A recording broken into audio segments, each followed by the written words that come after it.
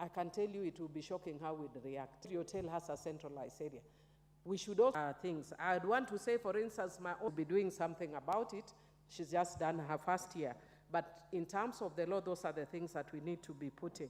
Mr. Speaker, and I'm encouraging the committee that what we need to add as part of emergency preparedness is having a policy in place for both the national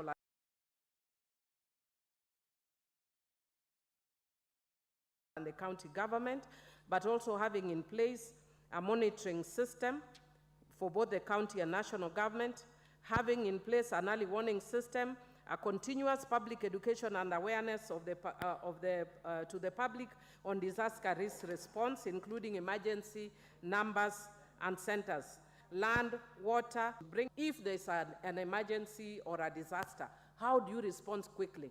And because now the systems that we have there are mainly private. And even for us to mobilize them, you might find the ferry is in Kisumu or wherever, and they are slow. If you are dealing with disasters, you need quick response. So for me, those are some of the issues that I'd want. Again, in clause 4, one of the guiding because we have not mentioned them specifically, but disaster affects different groups differently. When you have women and children, when you have disaster, and then I'm also suggesting that we need to have the Minister for Gender because of that issue in the management authority. I know we are also trying to make it smaller, but even as we make it smaller, we need to have the Minister for Gender, who mercifully a lot of times also doubles up as the one. And then, Chair, on the issue of governance, re-emphasize it, and also look at is not to dismiss somebody for absenting themselves, but without justification. Chair, one of the other things that I'd want to say is also that we need to ensure that we take a zebra approach when we are appointing the boards or the officers to this. The things that I've told you before, I've sponsored the Victim Protection Act. And one of the clauses in the Victim Protection Act is the issue of victimization, mass victimization arising from a crime. So for instance, the issue of terrorism. And one of the things it does, it says that, this is actually born of the fact that when we have to respond, not the officers. Secondly, in their response, we don't respond, not the officers. Secondly, in their response, we don't preserve the evidence. We don't also look at the victim.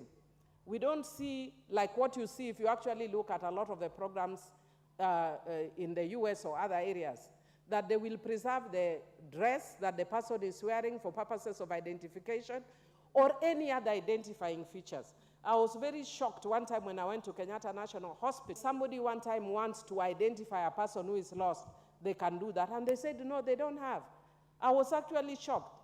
So that is why, for instance, one of the people who used to be an ODM member called Matunga, who disappeared from Gwasi, to date can't be traced because there is no DNA evidence. This applies to mass victims. It is a good bill. It is a timely bill. I encourage the majority speaker to be more futuristic and stop looking backwards and always blaming other people, including Honorable Matiang'i, because the country has moved on. With those few remarks, I support. Thank you, Honorable.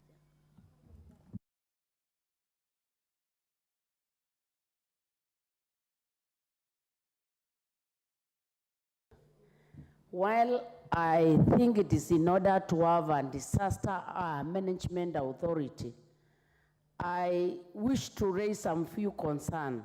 And one of the concerns I wish to raise is the fact that in this country, we are working very hard to create very many structures.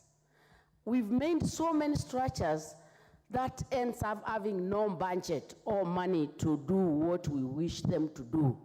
I want to give an example when we come to issues of water and issues water. You'll find it at Nahadi, you'll find the Tana, you'll find quite a number of Walma, and you'll find like around 3 or so capacity within the ministry is very weak. My concern is, why should we continue making more structures while we have institutionalized structures that don't have capacity? The moment we create a structure, Honorable Speaker, we attract a budget. We are living at times in this country when the money is very scarce. So when I sit down and listen to this bill, I'm seeing a new budget coming up. And I'm wondering, Honorable Speaker, when we continue creating this particular country, to have a budget that has to be taken care every month. In my view, disaster should be mainstreamed because we have every retail level up to the county level. Otherwise, we'll have so many structures and no money to deliver the kind of outcome. I've not mentioned the chief and his assistant. What reaches that voter at the ground under all that particular process? Same kind of thinking, income without bringing, this should not. People in every ministry, we should strengthen the disaster component, and by so doing, we can deliver seamless outcomes to our structure. I wish it could be integrated in already existing structures that we have, and we deliver the service. Thank you, Honorable. Parliament is struck now, and Honorable Martin, the counties need to respond to those ones, the national government, instead of waiting for a disaster to sit down and then plan. Everybody would be dead by then. The mover should now reply. Honorable Dr. Undo, I see you, but I remember I gave you opportunity to address the nation on this particular one. Yes, sir. So mover. Thank you, Honorable Speaker. I want to, on behalf of the Leader of Majority, the Honorable Kimani Chungwa, the member for Kikuyu, I want to take this we have taken to critically look at them and see how we are going to incorporate what honorable members have raised while debating this bill in the next stage. So, Honorable Speaker, for doing a good job. But, Honorable Speaker, equally, I want to say that, of course, wherever they are, they have also seen, they have also made proposals. Honorable Speaker, I think I have seen members talk about the definitions that we need to recheck. I've also heard that from you, the Honorable Speaker, we have to relook at Clause 33. And many other proposals that members have given. As a committee, we also proposed amendments to this bill, which of course we're going to bring in the next stage of this bill. So, Honorable Speaker, together with what honorable members have proposed, we are going to look at it again, and then come back here and we agree as a House on how we are going to move forward. However, Honorable Speaker, you have seen that the majority of members have supported this bill. And from their contributions, this bill would not have come at a better time than now. So I want to sincerely commend them and thank them for their support. And of course, whatever they have again raised as a way of we need to relook at, I think is welcomed. Now, Honorable Speaker,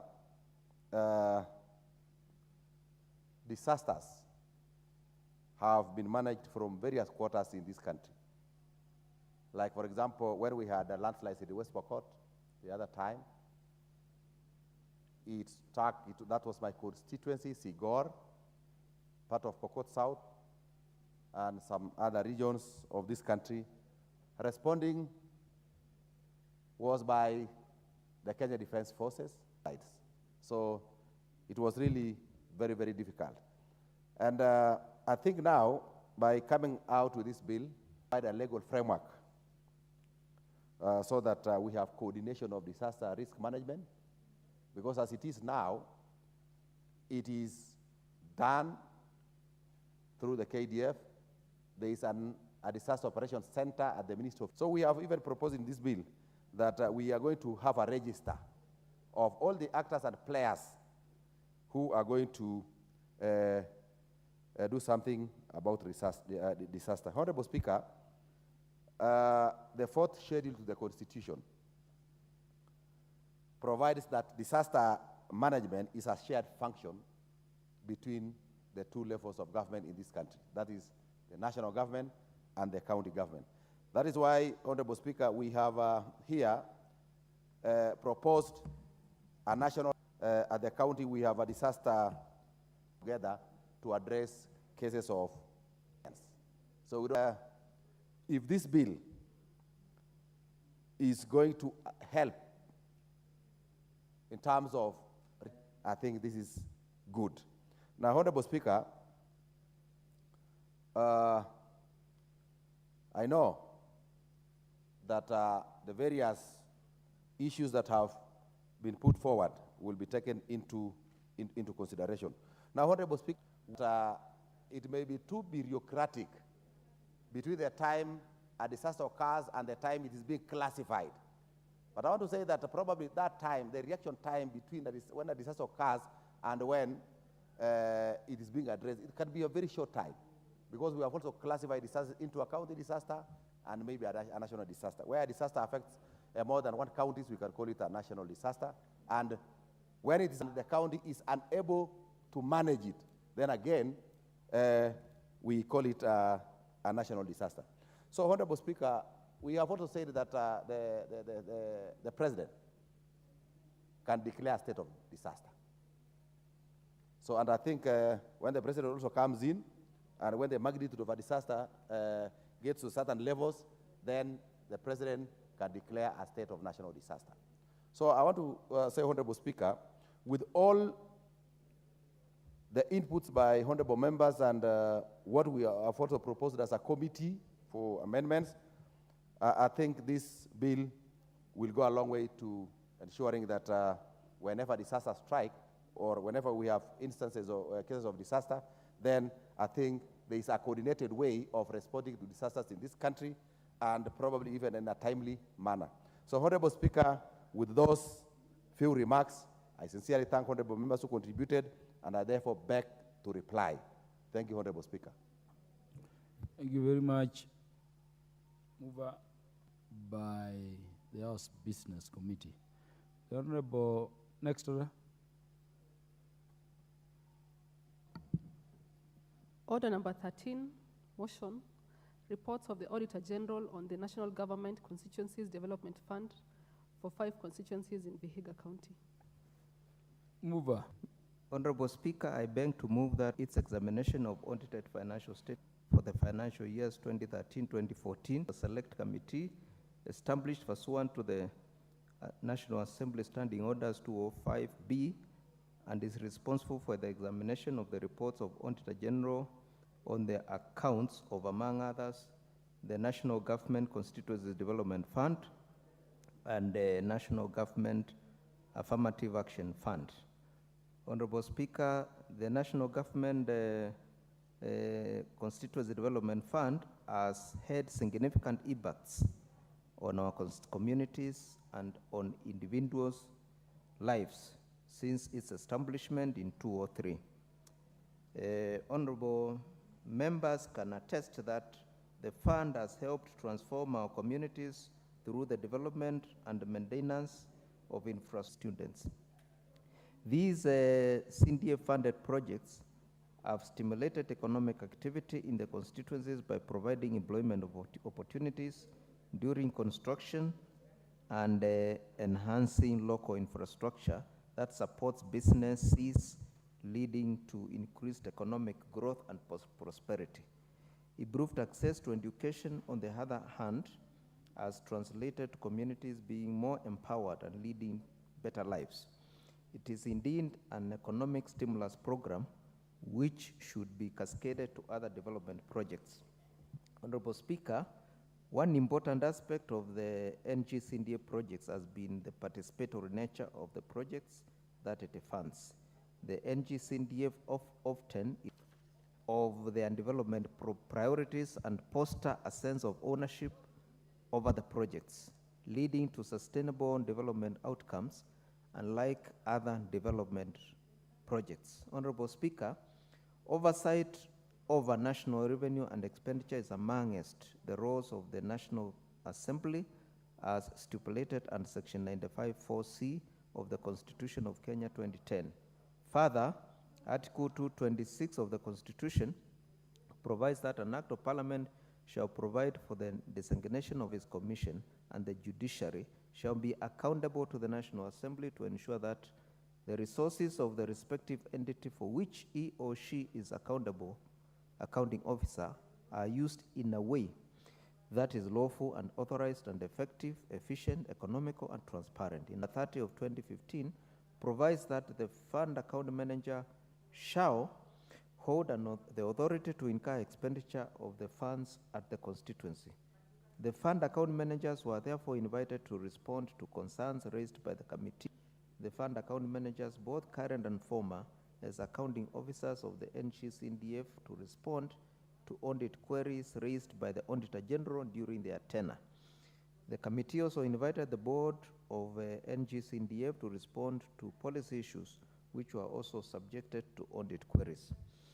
Information received formed the basis for the various recommendations of the committee while examining the audited accounts for Vihiga, Sambatia, Amisi, Emuhaya, and the Luanda constituencies in Vihiga County.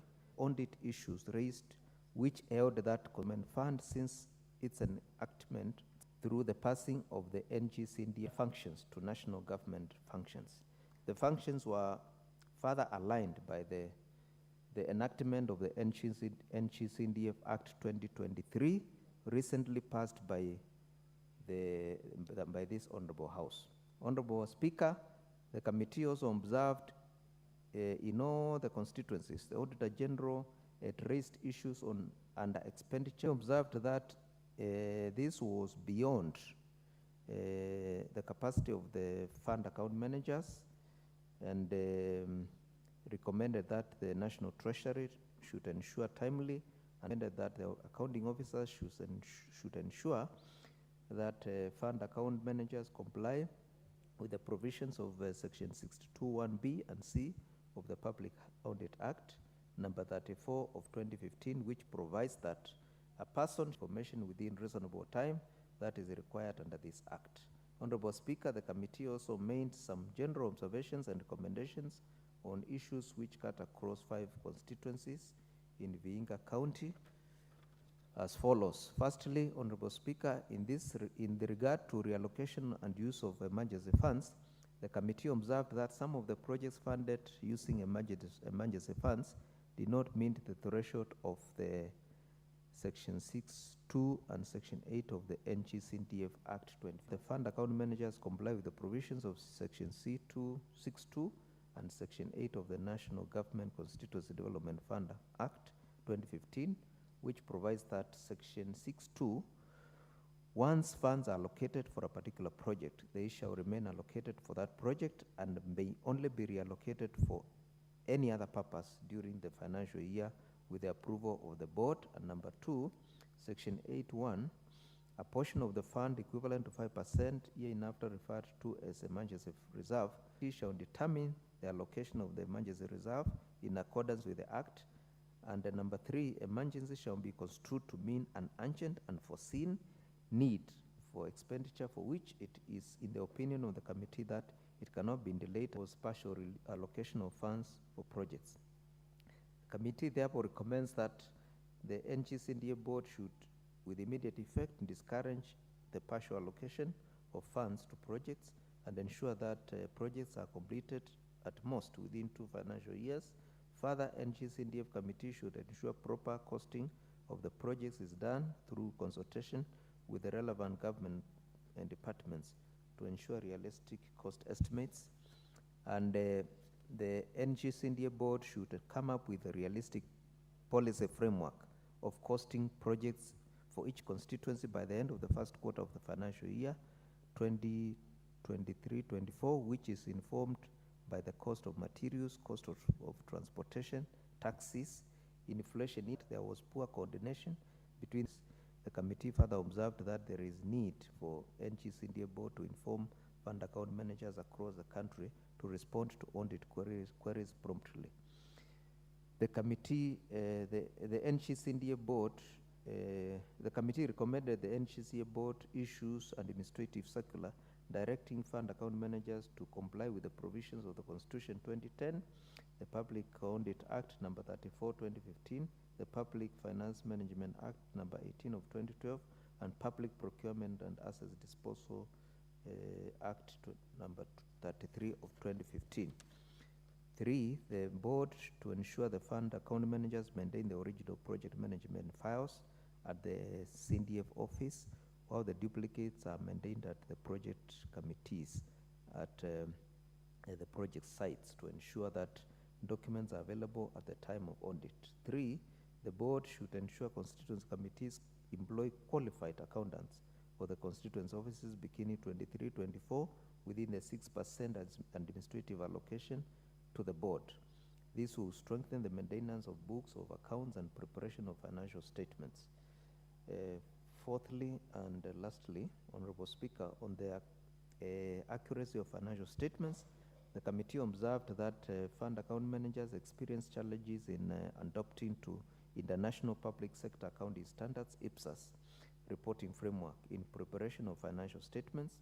The standards were introduced in 2013-14 financial year in the public sector, and the failure to comply with the standards in subsequent years occasioned qualification of financial statements.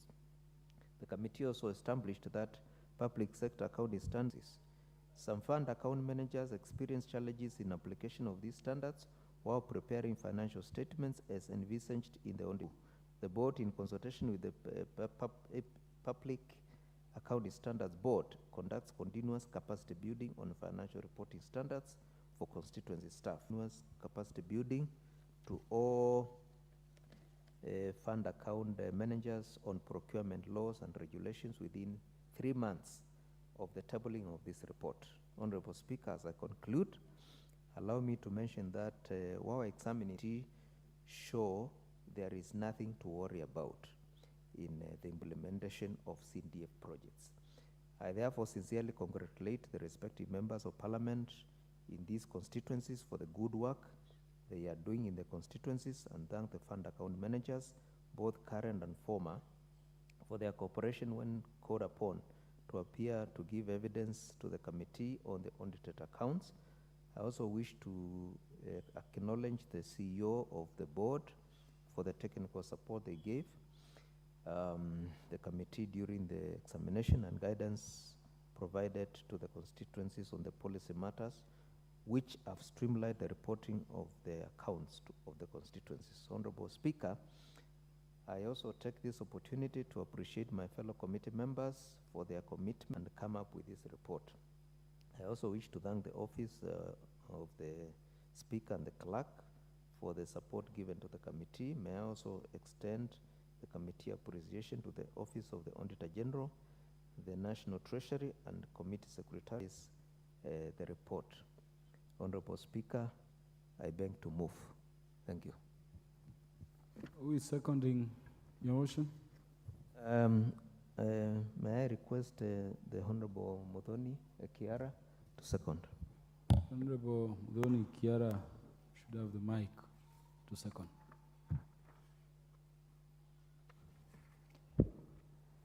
Thank you, Honorable Speaker.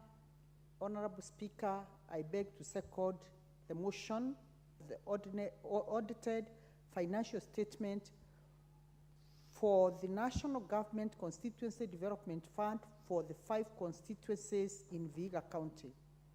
Honorable Speaker, I do wish to appreciate that the National Government Constituency Development Fund is one of the funds that is felt on the ground, Honorable Speaker.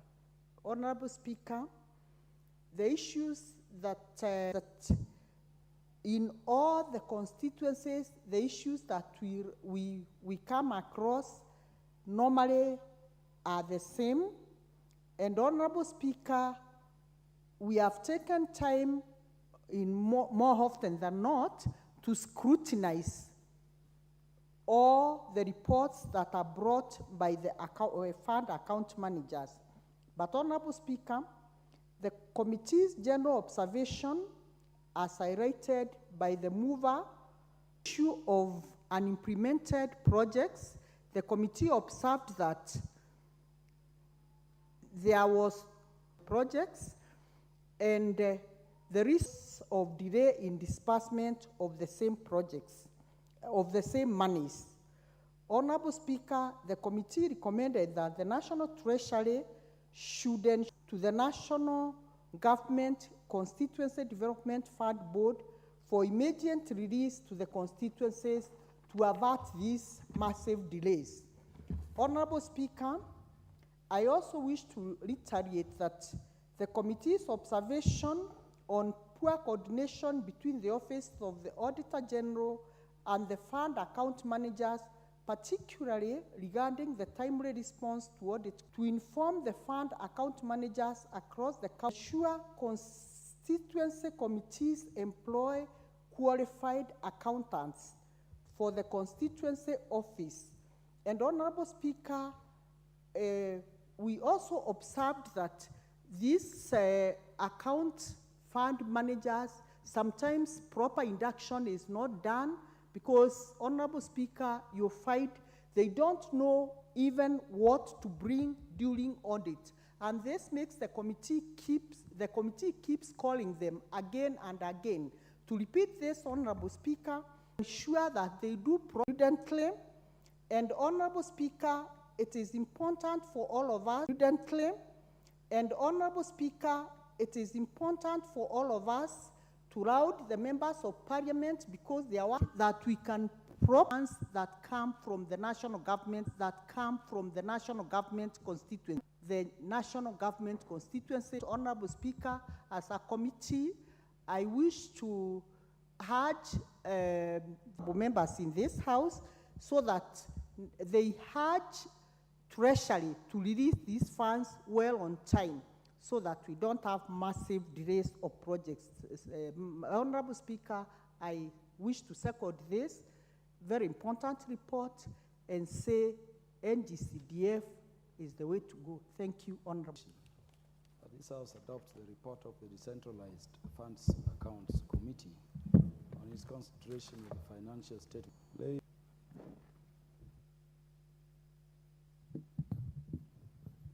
The Honorable Dr. Wilberforce Oundo, MP for Funyula. Thank you, Honorable Speaker. Honorable Speaker, allow me to commend. Honorable Speaker, allow me as well to sympathize with them. And I hope they listen so they can receive my sincere sympathy, because trying to audit books of account of 2014, 2015, and those kind of dates. Honorable Speaker, the practice, how they have managed to meet that quite a number of fund managers who attended this meeting to discuss the audited accounts quite in the fund, run by its own structures, the members of Parliament only oversight. Just like we can oversight any national government project, we can yes, be it even by the president or who are representation and oversight role. Citing. We are not involved directly in the management of the funds. When the reports are brought here, Honorable Speaker, we indeed also have just oversight, like everybody else can do anywhere. So I want the members of the press, the Republic, and everybody to desist at any time associating a member of Parliament with any misappropriation, any corruption, and all those who are involved in any form of oversight or auditing must put in mind that this is a local environment, local circumstances. Honorable remote constituencies, you might not be able to get all the contractors who have got all the required documentation at any given time. You impose certain types of plant and machinery, the Public Procurement Asset Disposal Act. Then most look at the provisions about interpretation of the Constitution. They tell you this is a live document, must be interpreted as a local circumstances that dictate elsewhere. The same way, Honorable Speaker, even if it comes to the building bylaws, there are adoptive building bylaws, and they cannot do a kind of debate to this country. And I stand to be corrected. And even if we did an opinion poll, everybody in this country, Honorable Speaker, go anywhere in this country. Honorable Speaker, I had the privilege to Onyo all the way to Kisumu City. And everywhere you would see, the only thing you would see, you will see the signboard for CDF projects. CDF projects. And the only county government could see what the barriers along us, that county governments, we only see them hovering around with sirens and carrying special chairs to go with them, to sit with them. But the impact of county government funds, equitable funds, even their own source revenue, is nowhere to be seen. That's why I call upon Kenyans of goodwill, wherever you are, you must fight tooth and nail with your blood and water to make sure CDF is never touched at any given time. Because 99%, when you are